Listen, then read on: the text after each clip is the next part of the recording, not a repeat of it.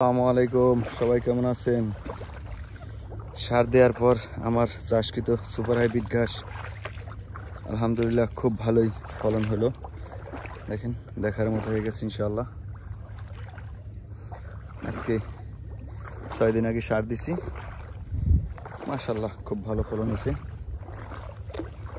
এই ঘাসগুলোর উপকারিতা, যেসব জমিতে দীর্ঘদিন পানি জমে থাকে, 2 মাস 4 মাস 6 মাস, বাকি সময় শুকনো থাকে এবং ওই সব জমিতে ফসল হয় না, ধান চাষ হয় না, কোনো ফসল করা যায় না, আপনারা এই ঘাসটা চাষ করতে পারেন। দেখেন কি সুন্দর সবুজ।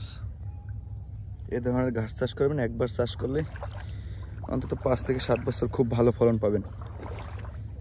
আমি এখানে চাষ করছি 1 মাস পার হয়েছে, কিন্তু সারের পরিমাণ কম দেওয়ার কারণে যতটুকু বড় হওয়ার কথা অতটুকু হয় নাই, একটু কম হয়েছে। যেহেতু আমি কাটিং বিক্রি করব, তাই কাটিংয়ের গুণগত মান ধরে রাখার জন্য সারের পরিমাণ আমার কম ব্যবহার করতে আপনারা জানেন, আমি কমই ব্যবহার করছি। যদি সারের পরিমাণটা বেশি ব্যবহার করতাম তাহলে আরও দ্রুত ফলন আসতো। আপনারা আপনাদের জমিতে এভাবে চাষ করতে পারেন, তাহলে এ ধরনের গাছগুলো চাষ করলে ভালো এবং সর্বোচ্চ ফলন পাবেন ইনশাআল্লাহ।